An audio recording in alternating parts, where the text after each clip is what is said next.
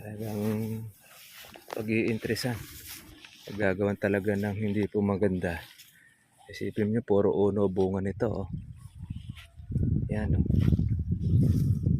Bakit hindi ka matutuwa? Tapos may presyo. Oh. Kaya yung mga may kalamansi, may natirang bunga, talagang nagpabantay. Yan. Mga katribya. Tayo na lang po halos dito sa atin ang may ganitong bunga. Ibang mga may kalamansi, hinahalaw na lang kung ilang ulit ng pinipitas. Yan. Palaylay na po. Oh. Ang bigat niyan. Ano to?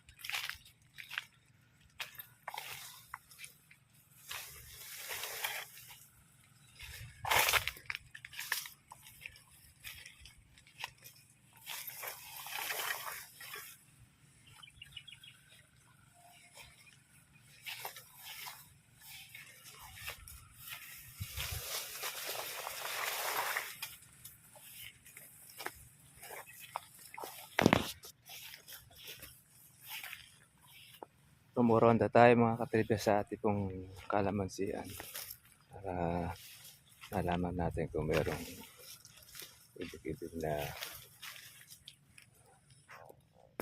pagnakaw.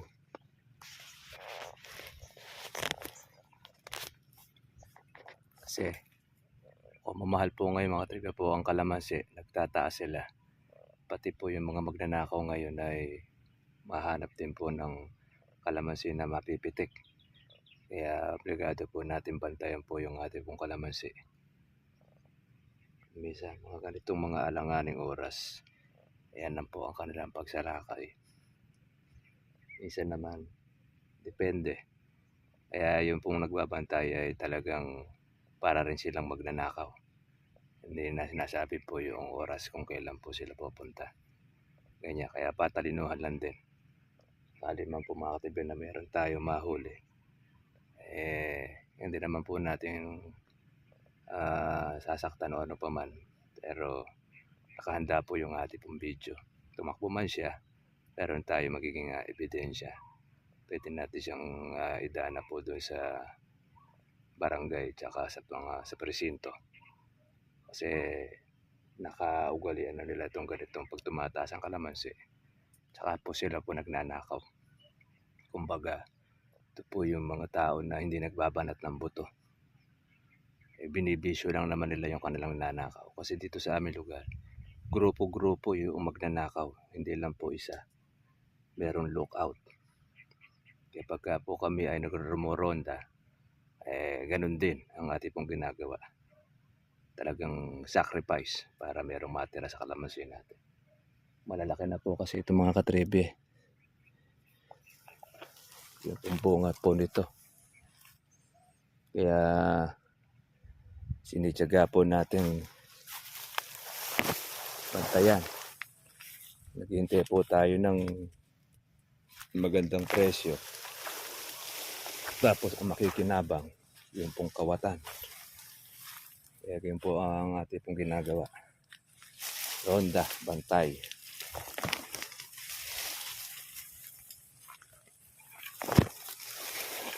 Tanggal na rin po tayo ng ating sangang tuyo.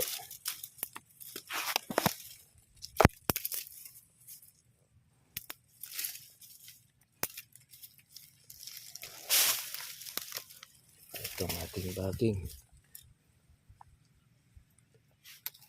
Yan.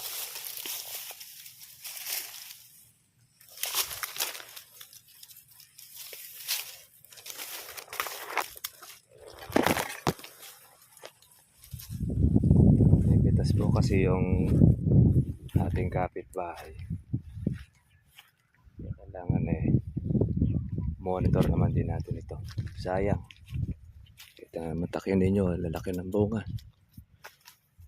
Dami pang mga buko nito.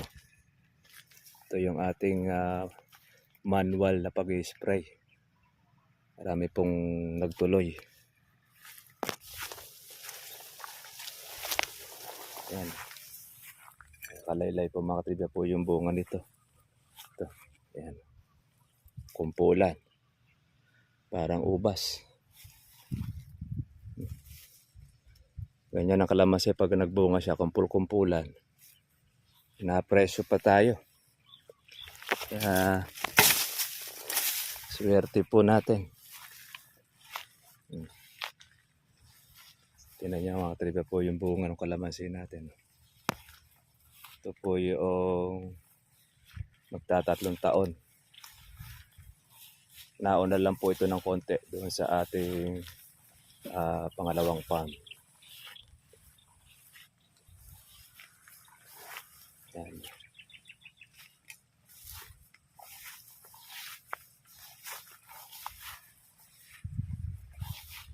Laylay po bunga natin.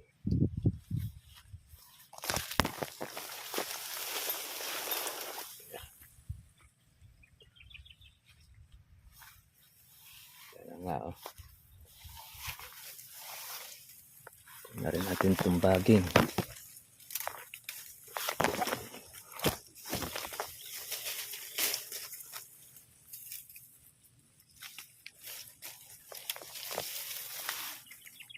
Yan.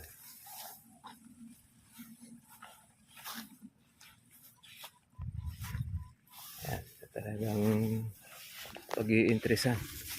Gagawan talaga ng hindi po maganda. Isipin nyo, puro uno bunga nito. Oh. Yan. Oh. Bakit hindi ka matutuwa? Tapos may presyo. Oh. Kaya yung mga may kalamansi, may natirang bunga. Talagang nagpabantay. Yan. Mga katribya. Tayo na lang po halos dito sa atin ang may ganitong bunga. Ibang mga may kalamansi, hinahalaw na lang kung ilang ulit ng pinipitas. Yan. Palaylay na po. Oh. Ang bigat niyan. Hanap natin ng pantukod.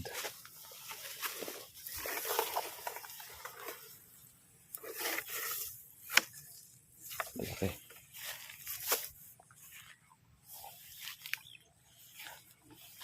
Maganda rin po mga katribe po ang bunga dito sa ating pong farm.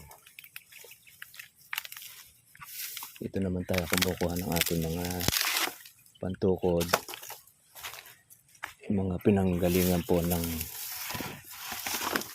sitaw, tulusa.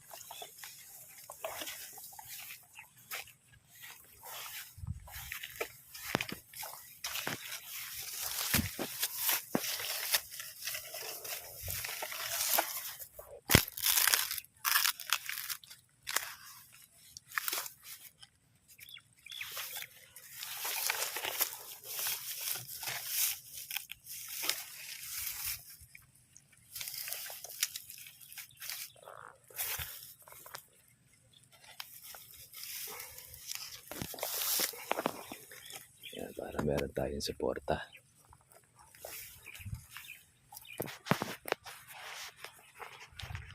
Okay.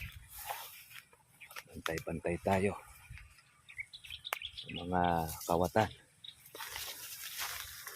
Alam niyo mga katribya, kung magkano kalamansi? 1,100. Halos mga pitasin po rito lahat yung ating kalamansi. Ayan. Ayan. Pitasin na po lahat to. Tapos natubigan pa. Ayan, ang dami pong bunga niyan. Pero yung iba dyan, pang-Pebrero po natin. Ayan. Ayan, nakasingit na.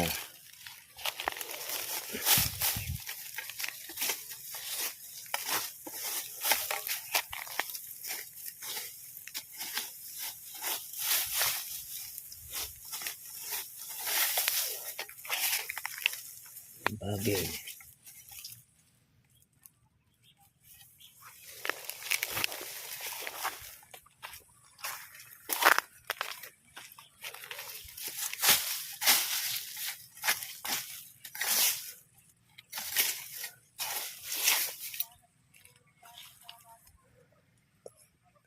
Dahil bunga mga katribya.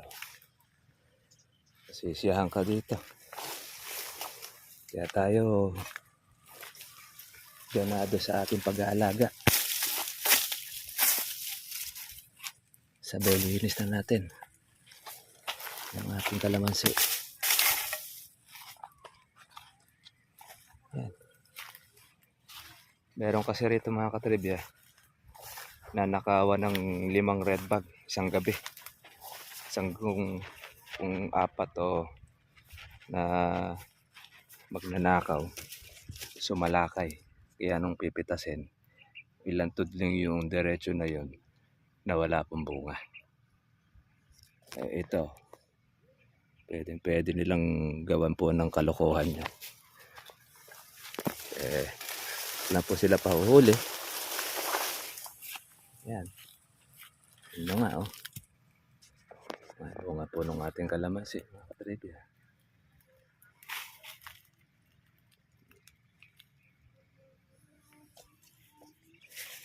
Ito sa ilalim.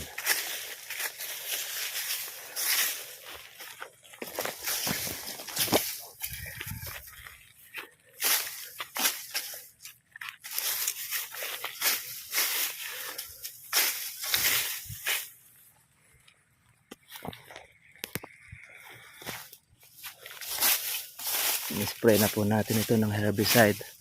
Ang bagong tubo na lang ito. Ito mga may bagay. Mabilis tumubo. Wow, kasahid po sa ilalim po yung bunga. Mga katribya.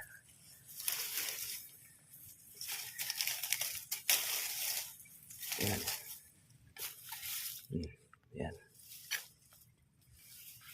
Kaya minsan natatapakan pa natin. Ito yung ating bulitog na kalamansi. Pero ginamitan natin to ng organic. Lumaki-laki siya. Dahil pambunga. Gandahan naman yan. Naging 1 po yung size. Yan. Halos nagparehas ang bunga po nung organic natin ginagamit. Ayan o.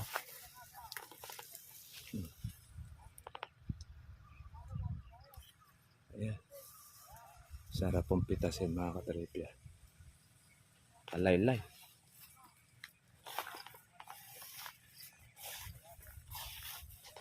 Kaya dito sa gawin na ito, walang po yung merong ganitong maraming pitasin. Yung ating po mga katabi, ubos na. Ayan, yung kabila na kung saan pangalawang alaga na niya. Una, nalaglagan po ng bulaklak. Kaya nagpataba. Pangalawa na lang uli niyo po ng patabayan. Kaya lang, di pa sigurado kung yun ay lalabasan po ng marami. Tayo, Eh, maraming bulaklak, marami pang bunga. Ayan, kahutok. Bigat na ito. Malaki. Tutulusan po natin. Ayan.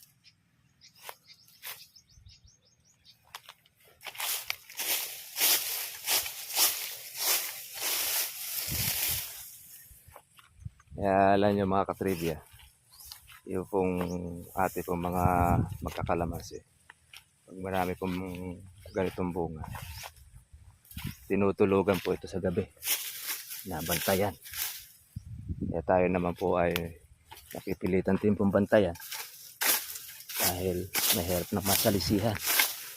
Yung hinintay mo po na mataas, nauwi lang doon sa magnanakaw.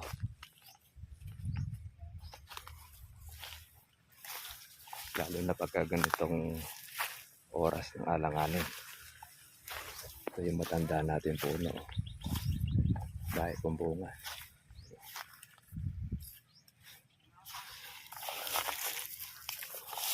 Baba lang po kasi ito. Itong ating kalamansi. Ito, 7 years old ito. Pero hindi pa po natin ito hinahagdan. Nakakatribya. Dami naman po mga maliliit. Ayan, hanggang sa baba ang bunga natin. Bantay-bantay lang po tayo. Baka sakali. Kung hindi naman, yung kawatan, salamat pa rin.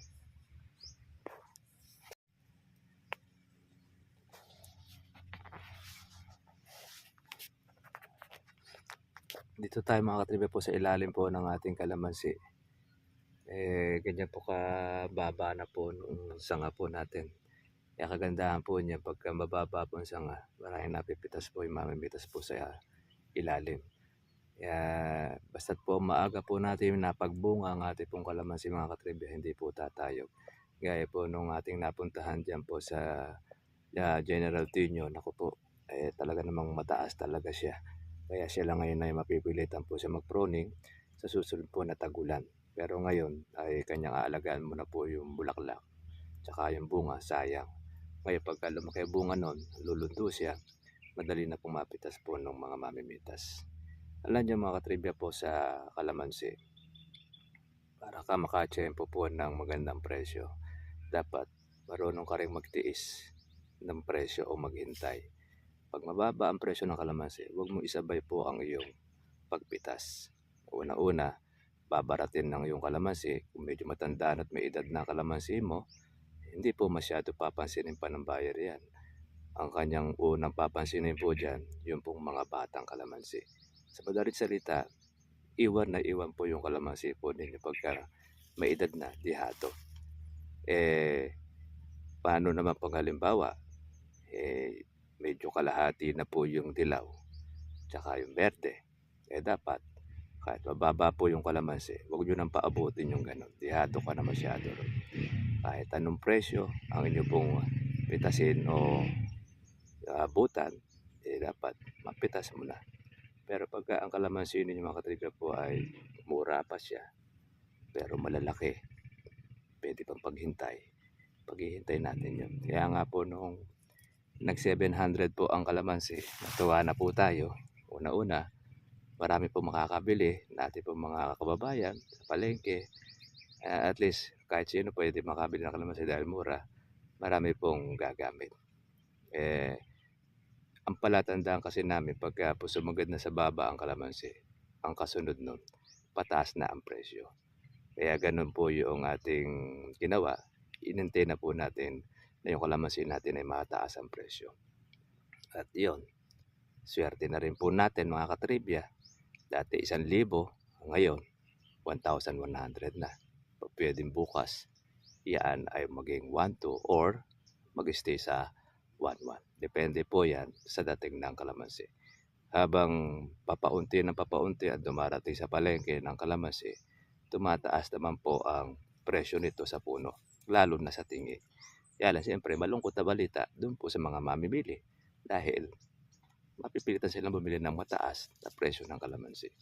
Kaya po yung ating po mga kung saan po yung mga kaibigan na pumupuna sa atin na huwag tayong mag-recruit na magtanim ng kalamansi, hindi na mabibili.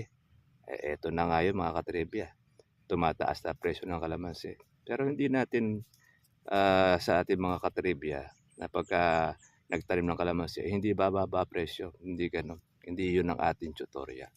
Pagka nagtanim ka ng kalamansi, lahat ng presyo titikman mo. Basta't permis na may bunga kalamansi natin. Bababa, mataas, katamtaman, at yon, yung mapunta ka sa pinakamataas sa presyo. Ang importante, may bunga kalamansi natin, may pitasin ang kalamansi natin para makakatustos tayo sa ating pamumuhay at siyempre pati na rin po doon sa ating mga pangangailangan. Yan ang kagandahan ng kalamansi. At isa pa, ang kalamansi natin mga katribya, iyaan po ay na-delay natin ang pitas.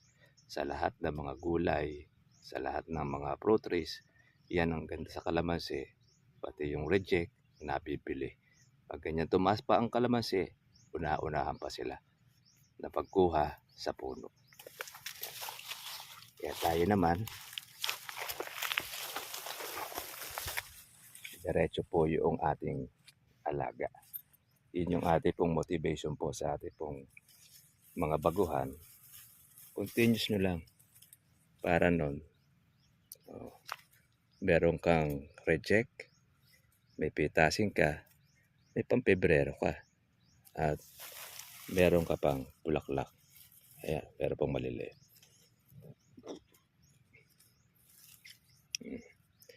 Dahil bunga niyan mga katribya. Hindi po pinag-uusapan kung matanda po ang kalamansi ninyo o bata. Ang pinag-uusapan po dyan kung maayos kayong mag-alaga ng bunga. Kaya kung mapataas man, mapababa ang presyo ng kalamansi, importante, pipitasin ka. Kung matumaas ang kalamansi, marami kang pitasin, jackpot ka. Mababa ang kalamansi, pipitasin ka, daanin mo na lang sa dami. Ganun yun. At ang importante dyan, kung mababa ngayon, sa susunod na buwan, mataas naman, may panghuli ka pa rin. Yan. May pang susunod na buwan ka pa. Saka makakakita mga katribe po ng ganyang business. Dire-diretso po ang inyong pag-harvest. Yan yun sa kalamansi. Paano mga katribya? Ganito na lang po ang ating pong vlog. Siyempre, ang ating pong technique na pagbibantay, hindi natin sasabihin. Baka nakamonitor din po yung magnanakaw. Bahala siya sa buhay niya. Basta tayo, mamonitor natin ito. Anumang oras, hindi natin sasabihin. Secret yon para hindi matunugan ng ating kaway. God bless po sa inyo lahat. Bye-bye.